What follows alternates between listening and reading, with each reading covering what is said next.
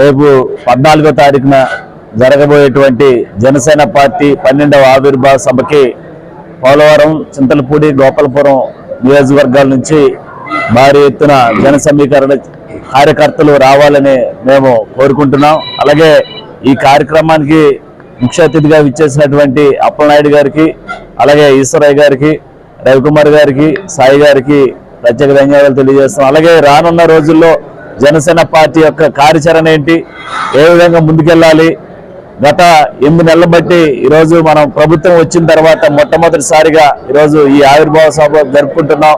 ప్రపంచం అంతా కూడా మన వైపు, జనసేన పార్టీ వైపు చూసే విధంగా ప్రతి ఒక్కరు కూడా ఈ ఏదైతే సభ ఉందో ఈ సభకి హాజరు కావాలని ప్రతి ఒక్కరిని కూడా కోరుకుంటున్నాం. అలాగే జనసేన పార్టీకి ఈరోజు గతంలో ఏ విధంగా ప్రతిపక్షం వైసీపీ పార్టీ, ఈరోజు ప్రతిపక్షం వైసీపీ పార్టీ ఏ విధంగా జనసేన పార్టీని కించపరుస్తూ మాట్లాడిందో మీ అందరికీ తెలుసు.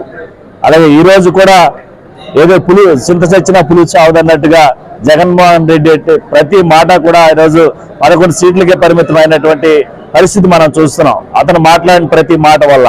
అలాగే ఈరోజు ఆ 11 సీట్లు ఉన్నటువంటి 11 సీట్లు కూడా అవి కూడా ఉంచుకునే పరిస్థితి ఈరోజు కనిపించట్లేదు జగన్మోహన్ రెడ్డికి. తప్పకుండా ప్రజలు చూస్తున్నారు, ప్రజలే బుద్ధి చెప్తారు.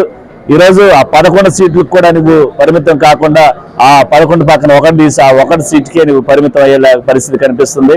తప్పకుండా పవన్ కళ్యాణ్ గారి మీద నువ్వు చెప్తున్నావంటే ప్రజలందరూ చూస్తున్నారు. నీతికి, న్యాయానికి, అలాగే ధర్మానికి కట్టుబడి ఉండేటువంటి ఏకైక వ్యక్తి పవన్ కళ్యాణ్ గారు. ఆయన నువ్వు దూషిస్తున్నావు, తప్పకుండా దేవుడిని తప్పకుండా శిక్ష వేస్తుంది.